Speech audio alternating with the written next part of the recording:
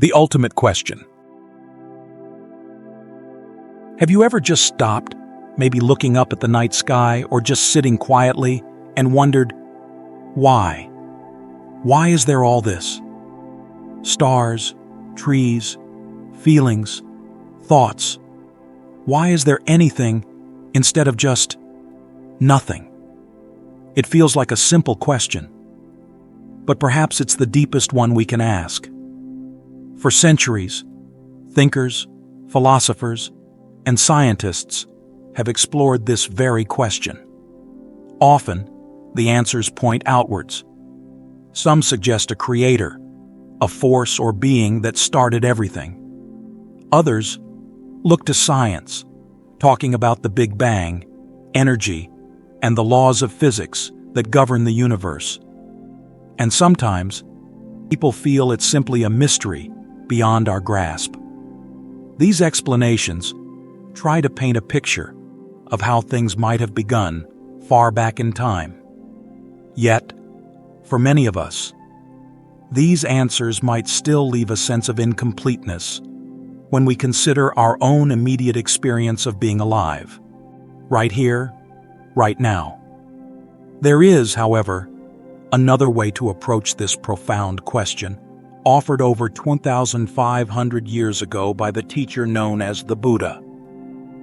His focus wasn't primarily on cosmology or a creation story. Instead, he turned attention inward, towards understanding how we experience the world and ourselves in each moment. How does something actually appear to us? What role does our own mind play in this process? The Buddha suggested that understanding the conditions that allow experience to happen right now is key. This path involves careful observation, seeing how things arise and pass away based on causes and conditions, and noticing our mind's reactions. It's a practical way to gain clarity and find a sense of peace amidst the constant flow of life. This perspective offers a different lens through which to view existence itself. Part 1. Why is there something? This fundamental question, why is there something rather than nothing, isn't just an abstract puzzle. It seems to arise naturally from our awareness. Thinkers have certainly felt its weight. Leibniz, a philosopher from centuries past, sought a sufficient reason for existence, concluding that God must be the ultimate explanation. Another philosopher, Heidegger, considered it the core question of metaphysics, believing that engaging with it reveals our basic relationship with being itself. This questioning reflects a deep human curiosity about our place in the grand scheme of things, a curiosity shared across cultures and times. Even in the time of the Buddha, people wrestled with similar questions about origins and ultimate reality. What fuels this persistent why? Perhaps it connects to our longing for meaning or permanence. We see the vastness of space, the cycle of seasons, the briefness of our own lives, and we wonder, is there something solid, something lasting underneath it all? We search for an anchor, a sense of purpose or stability in a universe that seems defined by constant change. This search for a fundamental why differs in nature from the primary focus of science. Science excels, with remarkable success, at explaining how. Consider the Big Bang model. It describes the universe expanding and cooling, how stars and galaxies formed. It describes processes governed by physical laws like gravity and electromagnetism. However, it doesn't typically address the absolute origin before the expansion, nor does it explain why these fundamental laws exist. Science operates powerfully within the framework of existence, describing its workings. The question of why there is a framework at all often lies beyond its current scope. So we see attempts to find a reason out there, an ultimate creator, fundamental laws. But the Buddha's path took a distinct turn, prompted not just by intellectual curiosity, but by the direct observation of dissatisfaction and impermanence in life. While acknowledging questions about origins, he saw limited practical value in speculating about unprovable first causes when immediate suffering needed attention.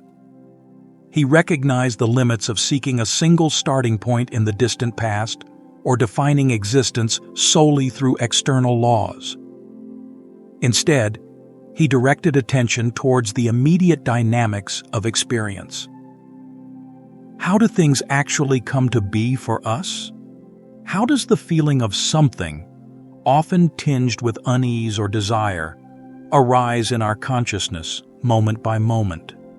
His investigation shifted from finding a static, historical origin to observing the living present conditions, both external and internal, especially within the mind, that shape our reality and contribute to our suffering or peace. This focus on present conditions, driven by a compassionate aim to end suffering, becomes the crucial starting point for understanding his unique answer. Part 2. Where answers usually look. When searching for answers to why anything exists, people have explored different paths, often seeking a single ultimate source or principle. One path relies on the power of human thinking, using logic. Long ago, Aristotle observed chains of cause and effect, and reasoned there must be a prime mover, a first cause reached through logic. This contrasts with the Buddha's approach. While the Buddha also deeply analyzed cause and effect, the principle of dependent arising we'll look at later, his focus wasn't on logically deducing a single uncaused cause at the beginning of time. Instead, he emphasized observing the conditioned nature of phenomena arising and ceasing now, particularly how specific conditions lead to suffering, and how changing those conditions leads to its end. His path was less about proving a logical necessity and more about practical observation for liberation. Later thinkers like Immanuel Kant questioned if pure thinking could reach ultimate answers about origins. He suggested human reason has limits tied to experience. For Kant, questions about the absolute beginning fall into an unknowable area beyond our mental capacity. This resonates slightly with the Buddha's reluctance to engage in purely speculative metaphysics. He often set aside questions about the universe's ultimate finitude or infinitude, not because they were logically flawed, but because pondering them didn't lead towards ending suffering, which was his primary practical goal. His silence on certain metaphysical points stemmed from a focus on what was observable and useful for spiritual practice. Another major path uses scientific observation to describe how the universe works. Science maps out processes based on discovered physical laws, like Einstein's theories describing gravity or physics describing activity at the smallest scales.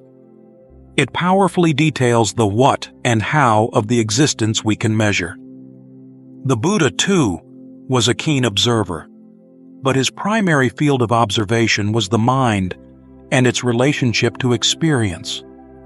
While science observes external phenomena and their laws, the Buddha investigated the internal laws governing how consciousness interacts with sense objects, how feelings arise, how perception labels things, and how mental reactions like craving or aversion shape our reality and lead to distress. His science was focused on the inner world of experience.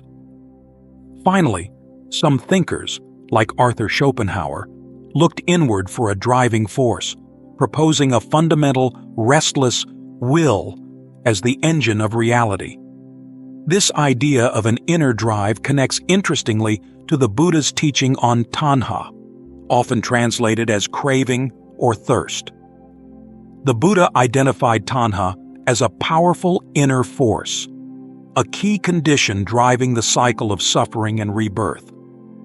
However, there's a crucial difference.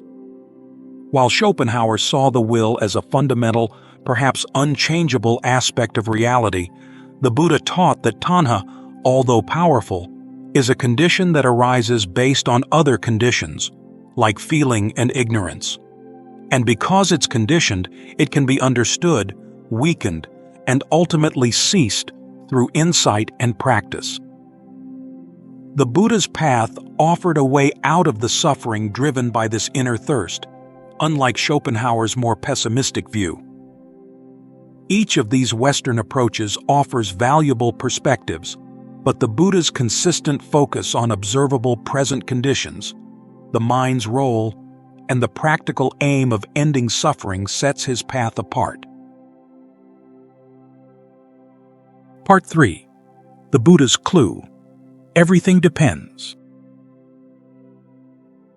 Having seen how different paths often search for a single ultimate reason or describe the how of existence through external laws, the Buddha offered a different kind of clue. His insight directs our attention away from a fixed starting point and towards the dynamic way things actually come into being, moment by moment. The key, he suggested, lies in understanding conditions. This core principle is known in the early texts as Paticcasamuppāda, often translated as dependent arising or conditioned genesis. At its heart, it's a very simple but profound observation. Nothing exists all by itself, completely independent and unchanging. Everything we experience, every object, every feeling, every thought, arises because certain conditions are present. And just as things arise due to conditions, they cease when those conditions change or disappear. Nothing comes from nothing, and nothing exists in isolation. It's all interconnected. Think about something as simple as a candle flame. For the flame to exist, several conditions need to be met. You need the wax of the candle, a wick, and oxygen in the air. If you take away the wax, the flame goes out. If you smother it and remove the oxygen, the flame goes out. If the wick burns down, the flame ceases. The flame doesn't have its own separate, independent existence. It depends entirely on these conditions coming together. Its existence is conditional. This isn't just true for flames. The Buddha pointed out that this principle applies to everything, including our own experiences. The way this principle is often expressed in the texts captures this dynamic flow. When this exists, that comes to be. With the arising of this, that arises. When this does not exist, that does not come to be. With the cessation of this, that ceases. This isn't just describing a chain reaction that happened long ago, like one domino knocking over the next in a historical sequence leading to the present. It's primarily describing a process happening right now, in this very moment. The presence of certain factors now leads to the arising of other factors now.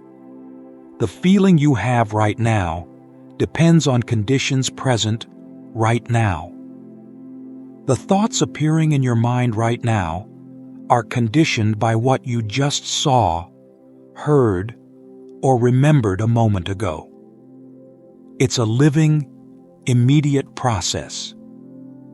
This view is quite different from searching for one single prime mover or an ultimate sufficient reason that stands outside the system as a fixed origin point. Dependent arising describes reality as an ongoing, interconnected flow of conditioned phenomena, without needing a separate creator or absolute beginning.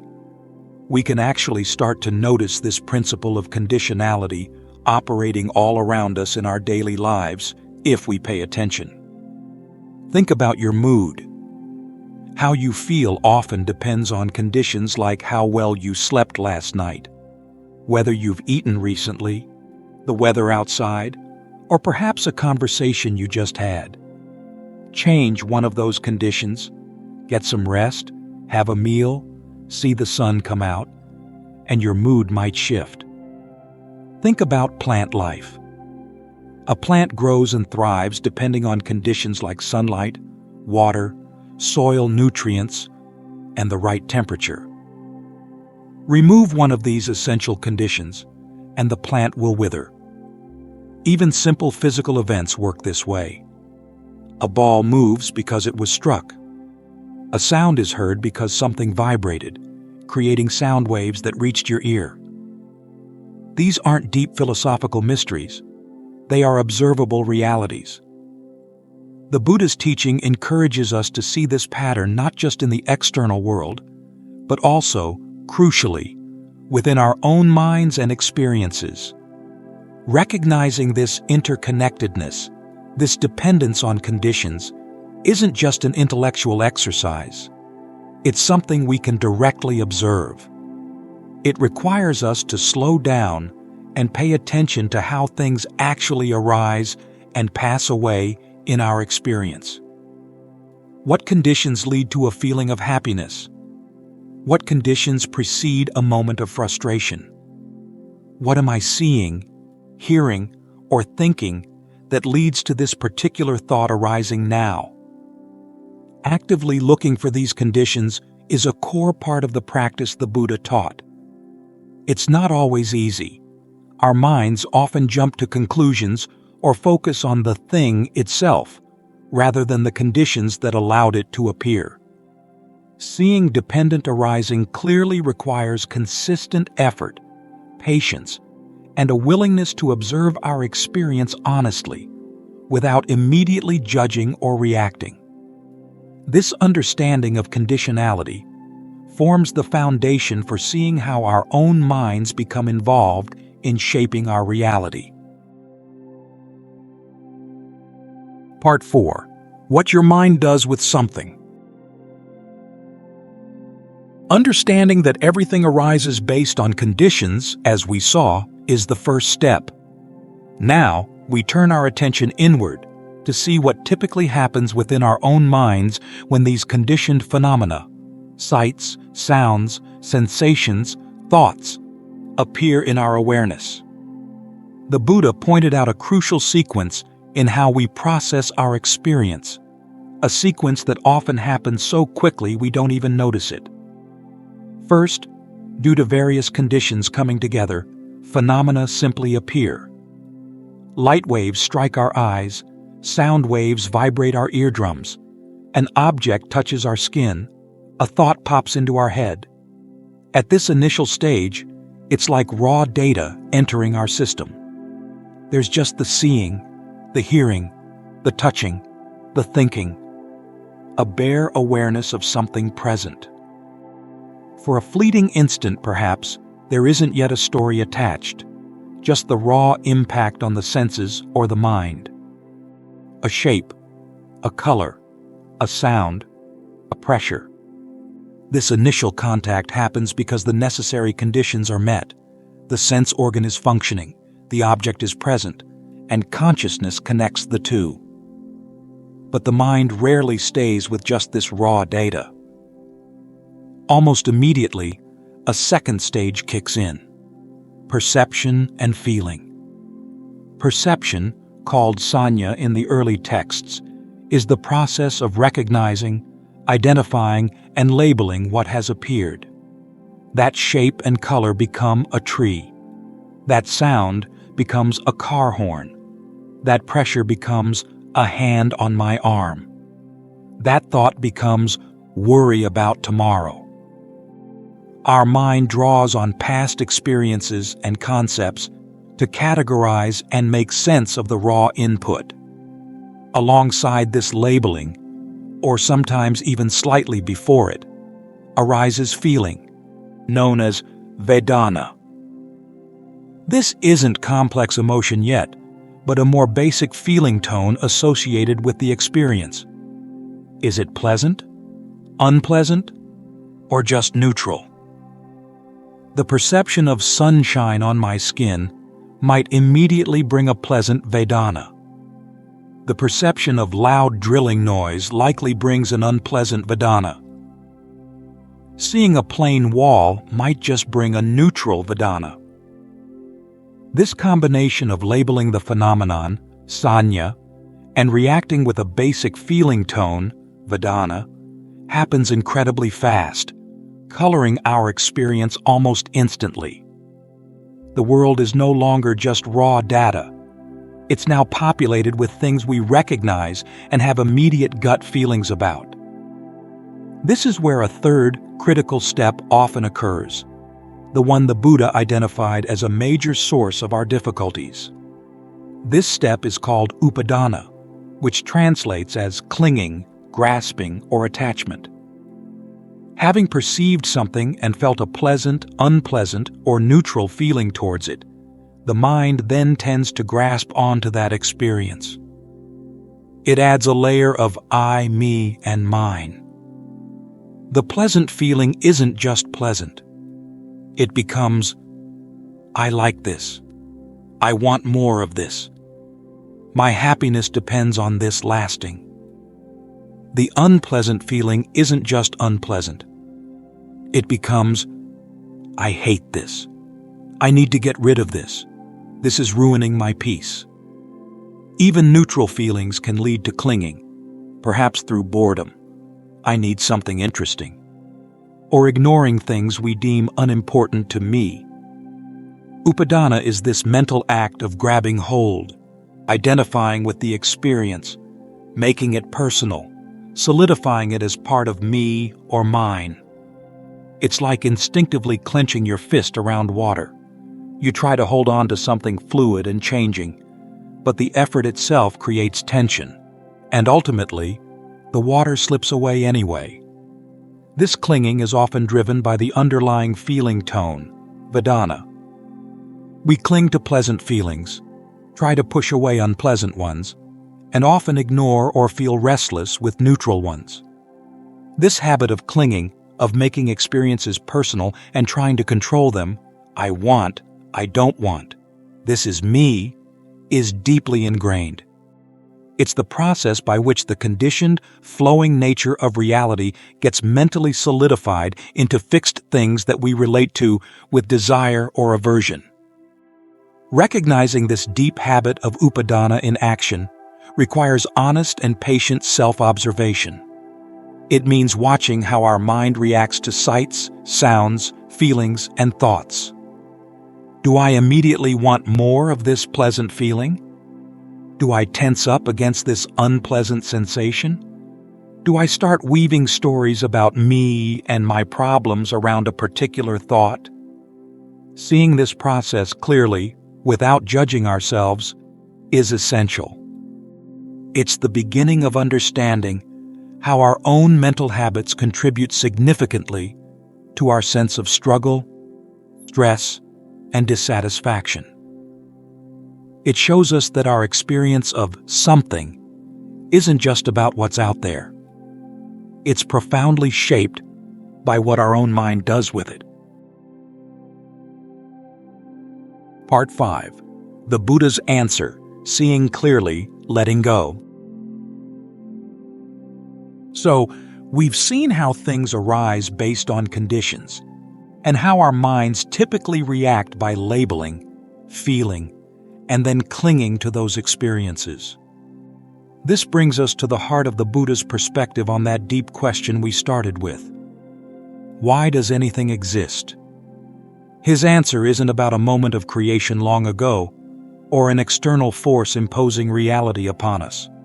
Instead, it points directly to the process we've just explored. The Buddha's big answer, in essence, is this. Things exist in our felt reality as solid and meaningful parts of our world because of a two-part process. First, conditions cause phenomena, sights, sounds, thoughts, feelings, to constantly arise and pass away. Second, our minds habitually cling, upādāna, to these fleeting appearances, grasping onto them, identifying with them, giving them a false sense of permanence and personal importance. This is me. This is mine. I need this. I hate this. Existence, particularly as a source of struggle or dissatisfaction, is intimately tied to this combination of conditioned arising and mental grasping. This view offers a dynamic understanding of reality as we experience it. It's different from seeking a single static reason out there, like an ultimate creator or first cause that set everything in motion once and for all. It's also different from simply saying the ultimate origin is unknowable, a mystery beyond our reach. The Buddha's insight focuses on the presently occurring conditions, both external and internal, especially the mental habit of clinging, that continuously shape our sense of something being here. The problem of existence, the suffering often associated with it, isn't inherent in the phenomena themselves, but arises largely from our habitual reaction of clinging to what is inherently impermanent and conditioned. Understanding this isn't just about agreeing with an idea intellectually. The real aim is experiential insight, seeing this process happen within ourselves. It's about noticing, through direct observation, how conditions lead to feelings, how feelings trigger craving or aversion, and how this clinging leads to tension, anxiety, and dissatisfaction. The teaching of dependent arising outlines this chain clearly. Clinging leads to further becoming, birth, aging, sorrow, lamentation, pain, grief, and despair. Seeing this link clearly, understanding how grasping onto impermanent experiences inevitably leads to suffering because those experiences will change, allows us to start loosening that grip. Liberation, in this context, means freedom. It's the freedom that comes from understanding this process so deeply that the habit of clinging weakens and eventually dissolves. It's finding peace, not by controlling the world or stopping change, but by changing our relationship to experience, letting go of the need to grasp. This kind of deep understanding doesn't usually dawn overnight. It unfolds gradually through sustained practice. The path the Buddha laid out involves cultivating certain qualities, developing ethical conduct, living skillfully and harmlessly, training the mind in concentration and mindfulness, paying careful, non-judgmental attention, and developing wisdom, seeing directly into the nature of experience, including impermanence and conditionality. Seeing dependent arising and the nature of clinging isn't a single aha moment for most people, but a gradual clearing of confusion, like morning mist slowly burning off under the sun. As one text says, seeing dependent arising is seeing the Dhamma, the fundamental truth of how things work. Therefore, this path requires diligence and patience. There are no magical shortcuts to understanding the mind and freeing oneself from deeply ingrained habits. It calls for sustained, gentle effort, the effort to keep observing our experience with honesty and curiosity, the effort to notice when we are clinging and to gently let go, again and again. It's about cultivating awareness in our daily lives, watching the rise and fall of thoughts and feelings, noticing the conditions involved without getting swept away or judging ourselves harshly. The encouragement is to become a patient observer of your own inner world. Through this sustained, gentle observation, the insights described by the Buddha can move from being concepts to becoming your own lived understanding, potentially changing how you relate to everything.